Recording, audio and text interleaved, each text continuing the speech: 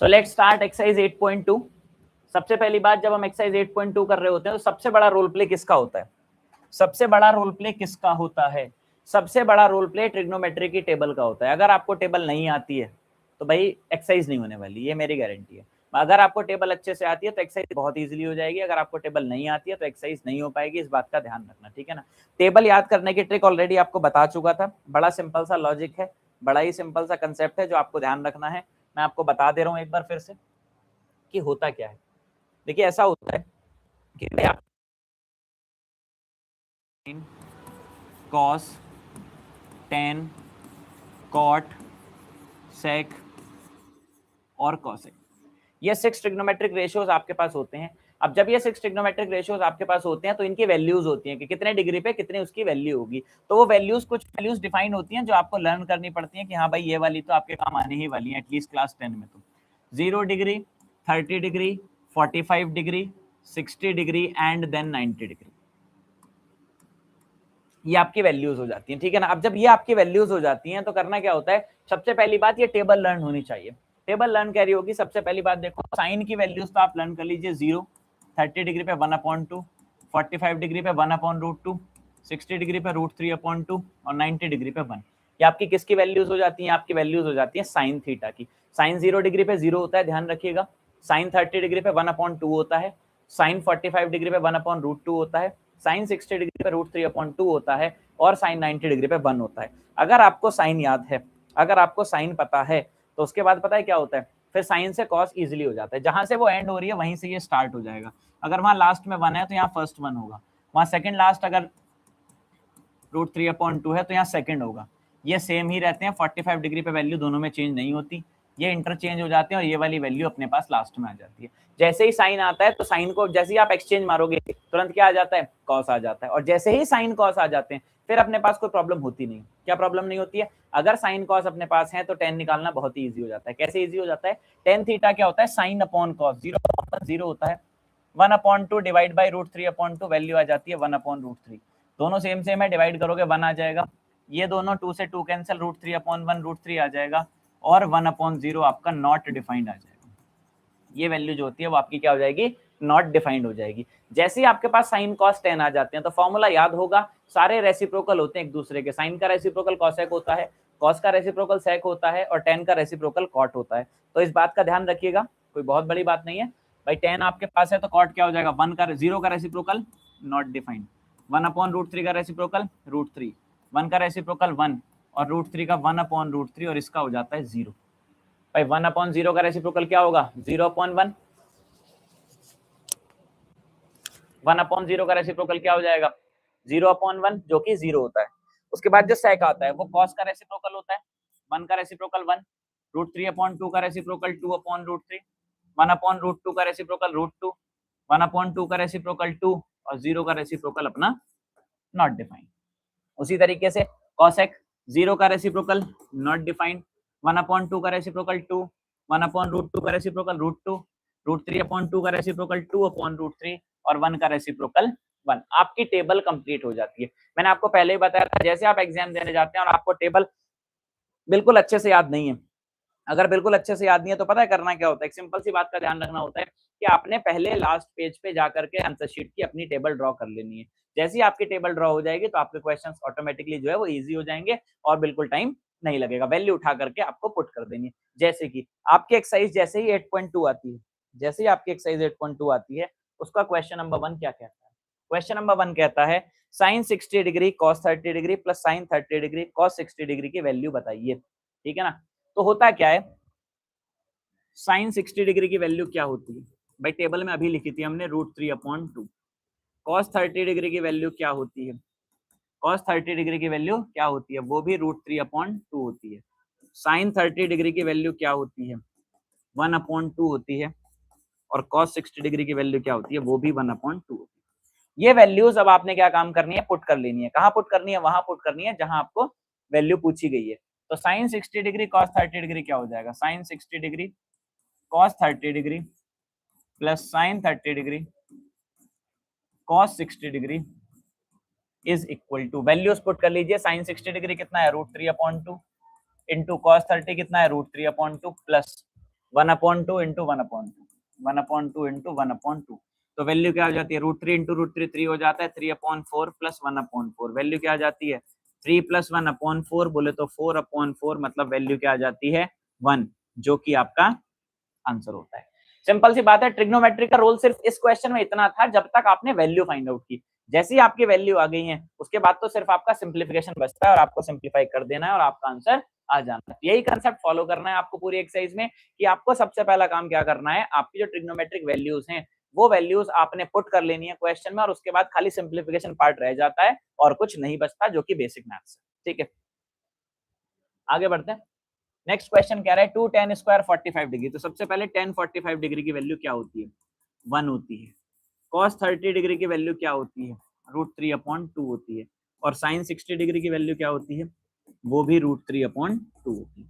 अब देखते हैं क्वेश्चन क्या कह रहा है। क्वेश्चन क्या कह रहा है, 2 tan square 45 degree plus cos square 30 degree minus sin square 60 degree, value put कर लीजिए। 2 into ten square 45 degree, 2 into 1 का स्क्वायर प्लस cos 30 का स्क्वायर, बोले तो √3/2 का स्क्वायर माइनस 60 का स्क्वायर, बोले तो √3/2 का स्क्वायर। तो वैल्यू क्या हो जाती है, 2 1 जा 2 प्लस 3/4 माइनस 3/4, 3/4 माइनस 3/4 कैंसिल हो जाते हैं, आपका 2 क्या आ जाता है, वो हो जाता है आपका आंसर। बस इतनी सी बात थी, खाली ट्रिग्नोमेट्री वहां तक थी जहां तक आपने वैल्यूज लिखी, उसके बाद तो खाली सिंप्लीफिकेशन बचता है। अगर वैल्यू सही पुट कर रहे हो तो क्वेश्चन इजीली सॉल्व होकर के आपके पास वैल्यू आ जाएंगी। ठीक है, आई होप क्वेश्चन क्लियर है। क्वेश्चन क्लियर है तो मेरे को जल्दी से बताओ, मैं फिर आगे बढ़ता हूँ।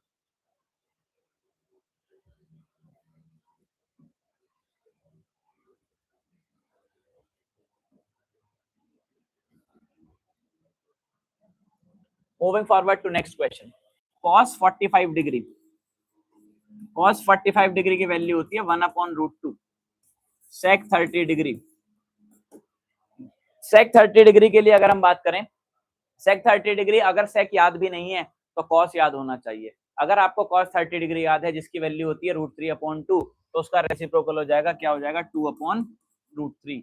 और cosec 30 डिग्री, cosec 30 डिग्री अगर याद भी नहीं है तो sin 30 डिग्री याद होना चाहिए। sin 30 डिग्री की वैल्यू 1/2 होती है और उसका रेसिप्रोकल क्या हो जाएगा 2।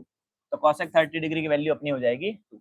अब आप इसे यहाँ पुट कर दीजिए, वैल्यू है cos 45 degree upon sec 30 degree plus cosec 30 degree equal to cos 45 कितना है 1/√2 अपॉन में 2/√3 प्लस 2। इस तरीके का फॉर्मेशन आपका बन रहा है। तो पता है क्या होता है, यहाँ आप एक काम कीजिए, 1/√2 ऐसे ही रहने दीजिए, यहाँ एलसीएम ले लीजिए, 2 प्लस 2√3 अपॉन √2 प्लस 2√3 अपॉन √3। अब क्या काम करता है, a/b डिवाइड बाई c/d, ऐसे फॉर्म में क्या करते हैं, डिवाइड को बना लेते हैं मल्टीप्लाई और ये हो जाता है रेसिप्रोकल √2/2 प्लस 2√3। जैसे ही आप मल्टीप्लाई करेंगे तो √3 1 जा √3 हो जाएगा और ये हो जाएगा 2√2 प्लस 2√6। ऐसी वैल्यू आपके पास आ जाती है जो कि सिंप्लीफाइड फॉर्म है। लेकिन अगर ये सिंप्लीफाइड फॉर्म है तो एक बात का ध्यान रखना, ये सिंप्लीफाइड फॉर्म भले आपके पास है लेकिन इसका जो डिनोमिनेटर है वो एक इर्रेशनल नंबर है। और ये मैथ्स कहता है कभी भी कोई भी आंसर आपको क्या करना है, इर्रेशनल में नहीं छोड़ना होता। तो क्या करते हैं, on rationalising the denominator, rationalising the denominator,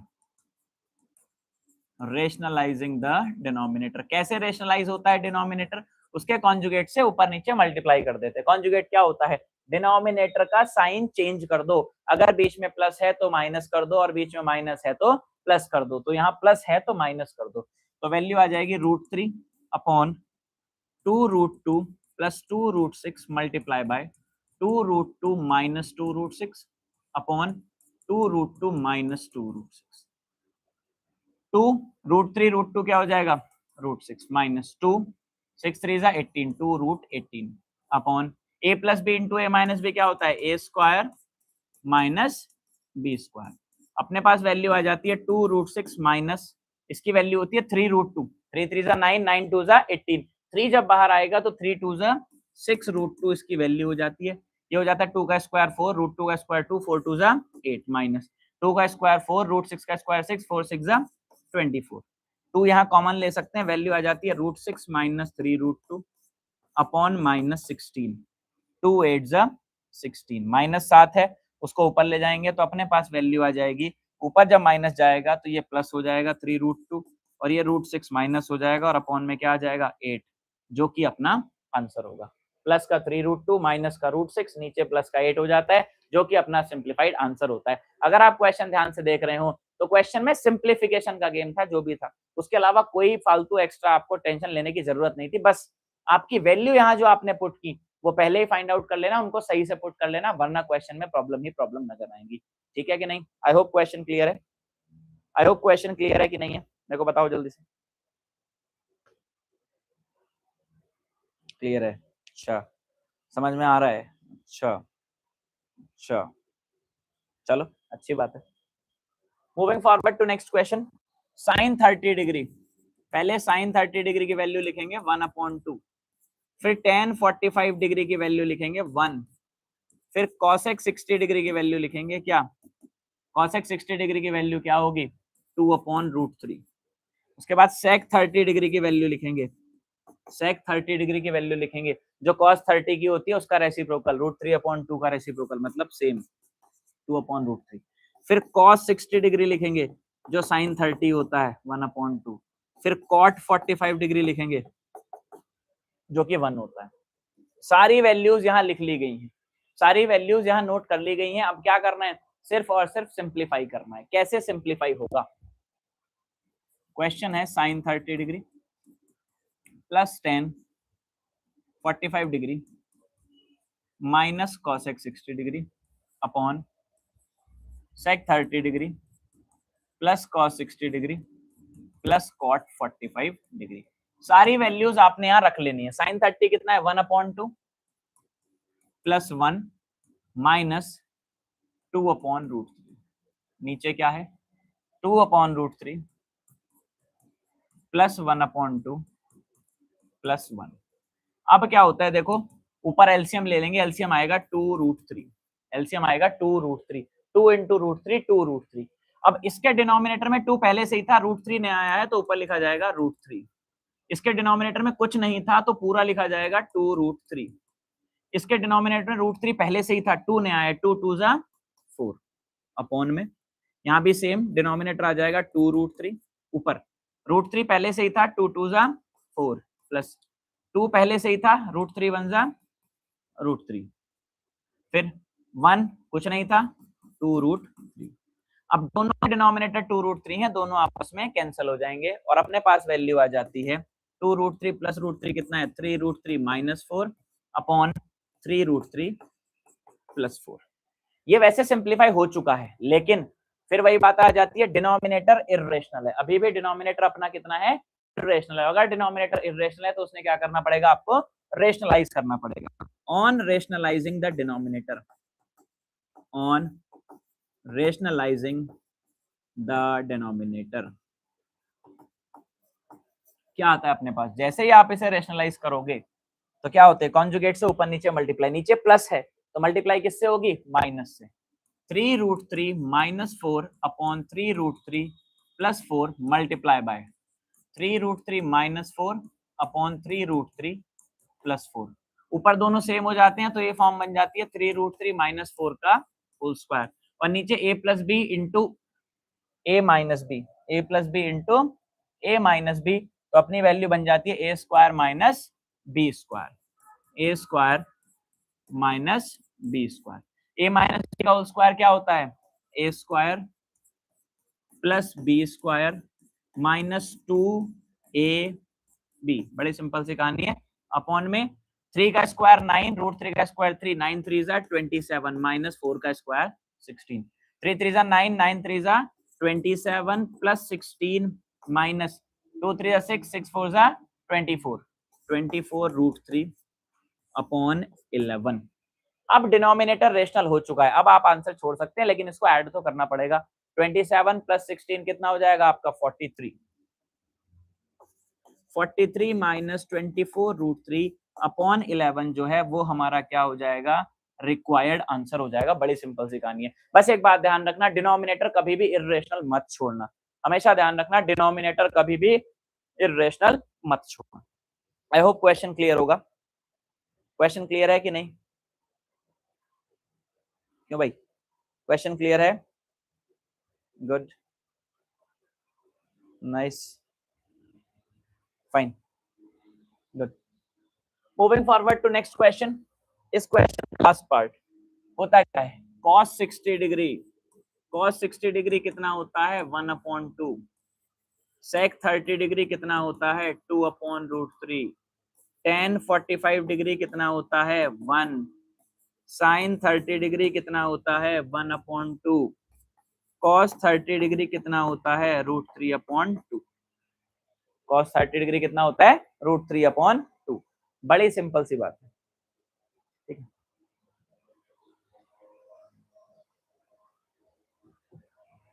जी ठीक है, इतना होने के बाद अब आपको क्या करना है? वैल्यूज पुट करनी है। 5 cos square 60 degree plus 4 sec square 30 degree minus 10 square 45 degree upon sine square 30 degree plus cos square 30। Value जब आप पुट करेंगे तो हो जाएगा 5 इंटू कॉस 1/2 का स्क्वायर प्लस 4 इंटू सेक 30 का स्क्वायर 2/√3 का स्क्वायर माइनस 1 का स्क्वायर। नीचे क्या आ जाएगा? साइन 30 का स्क्वायर 1/2 का स्क्वायर प्लस √3/2 का स्क्वायर। ये आपकी वैल्यूज हैं जो आपने यहाँ फाइंड आउट की और यहाँ पुट कर दी। जैसे ही पुट की तो आप सिंप्लीफाई करोगे, 1 का स्क्वायर 1, 2 का स्क्वायर 4, वैल्यू आ जाती है 5/4 प्लस 2 का स्क्वायर 4, 4 4 जा 16 अपॉन 3 माइनस 1 अपॉन 1 का स्क्वायर 1, 1/4 प्लस 3/4। ठीक है, ऊपर एलसीएम ले लेंगे, 4 3 जा 12 आएगा, 4 3 जा 12, 4 3 जा तो 5 3 जा क्या हुआ? 15, 3 4 जा तो 16 4 जा 64 और 12 1 जा 12 अपॉन में एलसीएम आ जाएगा 3 प्लस 1 4। ये तो कैंसिल होके 1 हो जाता है और 1 डिनोमिनेटर से कोई फर्क पड़ता नहीं है। तो अपने पास क्या बचा? सिर्फ और सिर्फ ये 15 माइनस 12 कितना आया? 3। 64 प्लस 3/12 बोले तो 67/12 इज द रिक्वायर्ड आंसर। और पता है इसमें एक फायदा हो गया, डिनोमिनेटर इरेशनल नहीं आया। और जब डिनोमिनेटर इरेशनल नहीं आया तो फिर तो टेंशन है ही नहीं। टेंशन नहीं है से मेरा मतलब क्या है कि भाई आपको इरेशनल मतलब उसको रेशनलाइज नहीं करना है, जो आंसर आ रहा है उसी को छोड़ देना है। ठीक है, आई होप क्वेश्चन क्लियर होगा।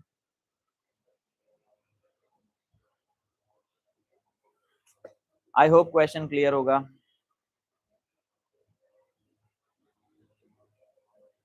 Good good. क्लास तब तक चलेगी बेटे जब तक एक्सरसाइज खत्म नहीं होती, और एक्सरसाइज तो आज जल्दी ही खत्म हो जाएगी। कल एक्स्ट्रा टाइम लेने वाला हूँ, आज नहीं लूंगा। ठीक है, क्लास तो बस और थोड़े से क्वेश्चन रह गए। ठीक है, moving forward to next question of today's class. भाई क्वेश्चन सब्जेक्टिव ही है, उसको ऑब्जेक्टिव में बना दिया है। ऑब्जेक्टिव बना दिया से मेरा मतलब है आप तो उस पर फोकस करो जो दे रखा है। 2 tan 30 degree upon 1 plus tan square 30 degree. सबसे पहली बात, tan 30 डिग्री की वैल्यू क्या होती है? 1/√3। अब देखो 2 tan 30 degree upon 1 plus tan square 30 degree is equal to 2 into 1/√3 और नीचे आ जाएगा 1 प्लस 1/√3 का स्क्वायर। वैल्यू क्या आती है? 2 1 2, 2/√3 डिवाइड बाय 1 प्लस 1/3। ठीक है, एलसीएम लेंगे तो ये क्या हो जाएगा? 2/√3 डिवाइड बाई 3 प्लस 1/3 आ जाएगा 2/√3 डिवाइड बाई 4/3। ये फॉर्म हो जाती है। अब a/b डिवाइड बाई c/d, तो इसको क्या कर लेते हैं? इसका रेसिप्रोकल करके मल्टीप्लाई में कन्वर्ट कर देते हैं। 2 2 जा 4, वैल्यू आ जाती है 3/2√3। 3/2√3 आपकी ये वैल्यू आ जाती है। लेकिन ये तो किसी ट्रिग्नोमेट्रिक वैल्यू होती नहीं है किसी भी एंगल की। क्यों? क्योंकि डिनोमिनेटर पहले तो इर्रेशनल है, उसको क्या करो? रेशनलाइज करो। Rationalise the denominator, rationalise the denominator, rationalise the denominator. तो क्या होता है? 3/2√3। अगर सिंगल वैल्यू है तो उसी से ऊपर नीचे मल्टीप्लाई किया जाता है। तो आता है 3 2 6 इंटू √3। ठीक है, 2 2 जा 4, 4 3 जा 12, 6 2 जा 12, वैल्यू आ जाती है √3 अपॉन, क्या वैल्यू आ जाती है? देखो भाई क्या हुआ, 3 की 2 से मल्टीप्लाई हुई 6, √3 ऐसे ही रहा, नीचे 2 की 2 से हुई 4, √3 की √3 से हुई 3 हो गया, 4 3 जा 12 वैल्यू आ गई, 6 से 12 कैंसिल, वैल्यू आती है √3 अपॉन 2, लेकिन ऑप्शन में कहीं भी √3 अपॉन 2 नहीं। अब आपको ये देखना पड़ेगा √3 अपॉन 2 इनमें से किसकी वैल्यू होती है। भाई साइन 60 डिग्री की वैल्यू क्या होती है? ये तो पहले वाले से ही पता चल गया, क्या वैल्यू होती है साइन 60 डिग्री की? √3 अपॉन 2। तो हमारा आंसर क्या हो जाएगा? Sine 60 degree is the required answer, क्योंकि cos 60 डिग्री की वैल्यू 1 अपॉन 2 होती है, tan 60 की √3 होती है और sin 30 की 1 अपॉन 2 होती है। तो अपना आंसर क्या हो जाएगा? Option A, sine 60 degree. सब कुछ करने के बाद भी आंसर ढूंढना पड़ रहा है। आपको ये आंसर मिल जाता तो बड़ा इजी लगता, उसके बाद भी आपकी नॉलेज टेस्ट हो रही है कि आपको यहाँ वैल्यू सही रखनी आती है या नहीं आती है। अगर नहीं आती है तो आप फिर भी गलत कर दोगे पूरा क्वेश्चन सही करने के बाद। ठीक है, आई होप क्वेश्चन क्लियर होगा। जल्दी से बताओ क्वेश्चन क्लियर है कि नहीं? क्यों भाई? अच्छा अच्छा अच्छा अच्छा, क्लियर है, गुड। तो नेक्स्ट देख लेते हैं। tan 45 डिग्री की वैल्यू तो बड़ी सिंपल सी बात है भाई, 1 होती है। क्या पूछा है? 1 minus tan square 45 degree upon 1 plus tan square 45 degree. Value put कर दीजिए, 1 माइनस 1 का स्क्वायर अपॉन 1 प्लस 1 का स्क्वायर। वैल्यू क्या हो जाएगी? 1 माइनस 1 अपॉन 1 प्लस 1। बोले तो क्या हो जाएगा? 0 अपॉन 2। बोले तो 0 है कोई ऑप्शन? जी हाँ, सिंपल सा क्वेश्चन था। क्या किया? tan 45 डिग्री की वैल्यू 1 रखी, 1 माइनस स्क्वायर 1 प्लस 1 का स्क्वायर, 1 प्लस 1 0 होता है, 2 होता है, 0 अपॉन 2, 0 आपका आंसर हो जाता है। बस इतनी सी बात थी, क्वेश्चन कंप्लीट। इसके लिए तो आई होप पूछने की जरूरत भी नहीं होगी। पूछने की जरूरत है? क्लियर है कि नहीं? क्यों भाई, जरूरत है तो बता दो फिर आप लोग, जरूरत है तो आप लोग ही बता दो। Sine 2a is equal to 2 sine a is true when a equal to, मतलब a कितने डिग्री हो कि साइन 2a जो है वो 2 इक्वल हो। तो आप वैल्यू पुट करके चेक कर लीजिए, पहले 0 डिग्री रखो। तो साइन 2 इंटू 0 डिग्री की वैल्यू हो जाएगी साइन 0 डिग्री, बोले तो 0। और यहाँ 2 इंटू साइन 0 डिग्री, बोले तो साइन 0 0 होता है, ये भी 0 आ गया। LHS is equal to RHS आ रहा है। फर्स्ट केस में LHS इज इक्वल टू क्या आ रहा है? RHS। कैसे भाई? साइन है 2 इंटू ए, मतलब 2 इंटू 0, 0 हो जाएगा, और साइन 0 डिग्री कितना है? 0। तो साइन 0 करेक्ट हो जाता है। फिर भी आपको बता देता हूं, जैसे साइन 2a है इज इक्वल टू 2 साइन ए है, तो अब अगर मैं 30 डिग्री रखूंगा तो हो जाएगा sine 2 into 30 degree is equal to 2 sine 30 degree. तो वैल्यू क्या हो जाती है? Sine 60 degree is equal to 2 into sine 30 degree. Sine 60 degree की वैल्यू होती है √3 अपॉन 2, और 2 इंटू साइन 30 होता है 1 upon 2। Value I √3 upon 2 equal to 1। क्या ये इक्वल है? नहीं, इसीलिए तो ये वाला ऑप्शन करेक्ट हो जाता है। जैसे ही आप वैल्यू रखोगे वैल्यूज चेंज हो जाती हैं। अगर वैल्यूज चेंज हैं तो इसका मतलब वो दोनों करेक्ट नहीं हो सकते। सिर्फ और सिर्फ कितने डिग्री पे करेक्ट हो सकते हैं? 0 डिग्री पे करेक्ट हो सकते हैं, अदरवाइज करेक्ट नहीं होंगे। ठीक है ना? Moving forward to next question. 2 tan 30 degree upon 1 minus tan square 30 degree की वैल्यू। भाई tan 30 डिग्री की वैल्यू क्या होती है? 1 अपॉन √3, 1 माइनस 1 अपॉन √3 का स्क्वायर। वैल्यू आ जाती है 2 upon √3 divide by 1 minus 1 upon 3। LCM ले लेंगे, वैल्यू आ जाती है 2 अपॉन √3 डिवाइड बाय 3 1 जा 3 minus 1, 3 minus 1 upon 3 is equal to हो जाता है 2 अपॉन √3 डिवाइड बाई 2 अपॉन। ठीक है, डिवाइड को बना लीजिए मल्टीप्लाई, ये ऊपर और ये नीचे, 2 से 2 कैंसिल, वैल्यू आ जाती है 3 अपॉन √3, 3 अपॉन √3। अब जैसे ही वैल्यू 3 अपॉन √3 आती है तो क्या करेंगे? Rationalise the denominator, rationalise the denominator.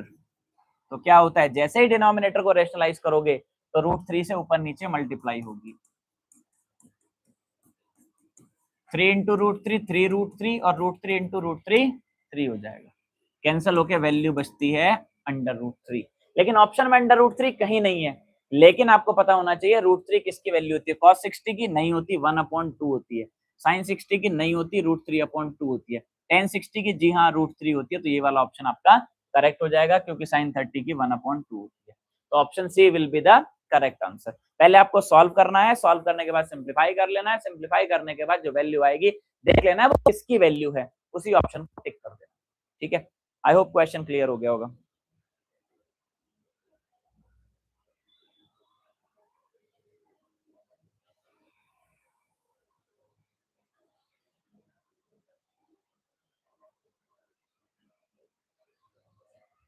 If tan a plus B equal to under root 3 and tan a minus B, ये अच्छा क्वेश्चन है, इंपॉर्टेंट भी लिख लीजिएगा इसको, कई बार काम आ जाता है। ये गिवन है और tan a माइनस बी है वो 1/√3 गिवन है, और ये भी दे दिया है जो a प्लस बी है, मतलब दोनों एंगल्स का सम है वो 0 और 90 के बीच में लाई करेगा, 0 से कम नहीं होगा और 90 से बड़ा नहीं होगा, मतलब एक्यूट एंगल्स हैं दोनों के दोनों। हमें a और b की वैल्यूज फाइंड आउट करनी है। क्या फाइंड आउट करना है? a और b की वैल्यूज फाइंड आउट करनी है। पता है करना क्या होता है? देखो आप इधर tan है तो इधर भी tan की फॉर्म में लेके आओ। tan a प्लस बी जो है वो 30 डिग्री के प्लेस पे, वो √3 की जगह मैं tan 30 डिग्री लिख दूं, सॉरी tan 60 डिग्री लिख दूं, तो कोई प्रॉब्लम? भाई 60 डिग्री की तो वैल्यू होती है, तो √3 के प्लेस पे मैंने क्या लिख दिया? tan 60 degree. और अब tan से tan कैंसिल हो जाता है, a plus B equal to 60 degree आ जाता है अपनी इक्वेशन नंबर 1। उसके बाद इधर आ जाइए, ऐसे यहां होता है tan a माइनस बी, अंडर√3 को मैं tan 30 डिग्री लिख सकता हूं क्योंकि ये tan 30 डिग्री की वैल्यू होती है, और tan से tan कैंसिल हो जाता है, a माइनस बी की वैल्यू 30 डिग्री हो जाती है, that is equation number 2। a minus B की वैल्यू 30 डिग्री हो जाती है, दैट इज इक्वेशन नंबर 2। अब हमारे पास two equation, two variable solve करके a और b फाइंड आउट करने। कैसे करेंगे? यहाँ प्लस यहाँ माइनस, क्या करना है? ऐड कर लो, ऐड इक्वेशन 1 एंड 2, तो क्या हो जाएगा? a plus B equal to 60 degree, a minus B equal to 30 degree. जैसे ही दोनों को ऐड करोगे तो a प्लस a 2a हो जाएगा, b माइनस बी 0 और ये हो जाएगा 90 डिग्री। तो a की वैल्यू क्या हो जाएगी? 90/2, a की वैल्यू हो जाती है 45 डिग्री। a की वैल्यू कितनी हो जाती है? 45 डिग्री। जैसे ही a की वैल्यू 45 आती है उठा करके कोई सी भी इक्वेशन में put the value of a in equation number 1। क्या हो जाएगा? 45 degree plus b equal to 60 degree, b is equal to 60 degree minus 45 degree. आपके पास b की वैल्यू आ जाती है 15 डिग्री और क्वेश्चन कंप्लीट हो जाता है। ये आपका a है और ये आपका b है। ये क्वेश्चन कई और तरीके से भी आ जाता है, वैल्यूज चेंज हो जाती है, लेकिन क्वेश्चन करने का मेथड सेम रहेगा। भाई जो वैल्यू है उसको 10 में ही चेंज करो, इधर 10 है तो 10 में ही चेंज करो। ये √3 10 में कितना होता है? 60 डिग्री होता है, 10 से 10 कैंसिल हो जाता है, a प्लस बी 60 डिग्री हो जाता है। ऐसे ही 1/√3 10 में कितना होता है? 30 डिग्री होता है, 10 से 10 कैंसिल हो जाता है, a माइनस बी 30। अब ये simple linear equation in two variables का क्वेश्चन बन चुका है, जिसको आपने सब्स्टिट्यूशन, एलिमिनेशन कुछ भी लगा करके सॉल्व कर देना है। जैसे ही आप सॉल्व करोगे तो आपके पास किसकी वैल्यूज आ जाती हैं? ए और बी की वैल्यूज आपके पास क्लियरली आ चुकी होती है। ठीक है ना? आई होप ये वाला क्वेश्चन क्लियर है कि नहीं, मेरे को ये बता दो, मेरे को ये बताओ ये वाला क्वेश्चन क्लियर है कि नहीं?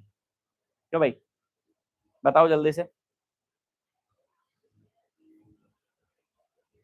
ये वाला क्वेश्चन क्लियर है कि नहीं?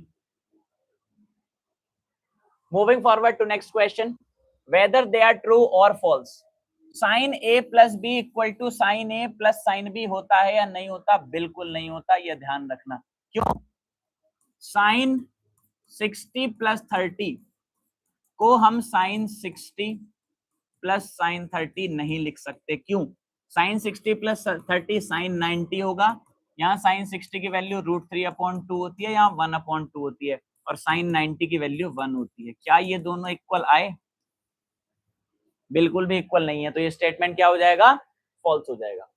The value of sine theta increases as theta increases, जी हाँ बिल्कुल इंक्रीज करती है।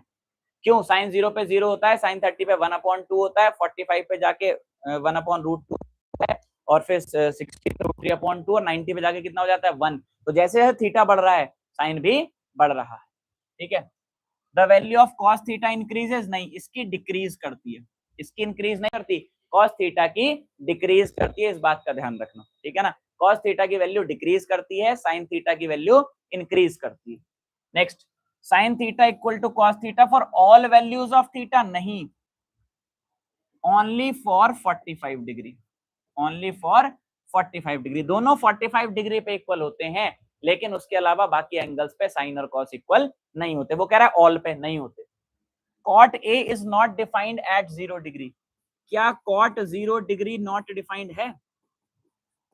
क्या कॉट 0 डिग्री नॉट डिफाइंड है? बताइए। जी हाँ, कॉट 0 डिग्री नॉट डिफाइंड है, तो इसका मतलब ये वाली वैल्यू अपनी क्या हो जाती है, ट्रू हो जाती है, और ये एक्सरसाइज क्या हो जाती है, कंप्लीट हो जाती है, ठीक है कि नहीं। आई होप ये तो सिंपल से ट्रू और फॉल्स थे, आपको क्लियर होंगे अच्छे से, ठीक है। अगर समझ में आ गए तो आज की क्लास यहीं तक थी बस, ठीक है। That's all from my side today.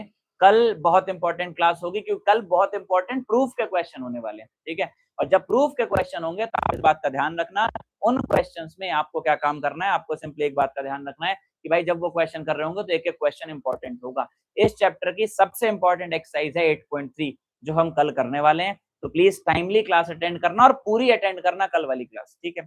Sharp 6 PM पे क्लास स्टार्ट हो जाती है, तो डोंट बी लेट। आज बहुत बच्चे लेट आए थे, ठीक है। Thank you, see you all tomorrow.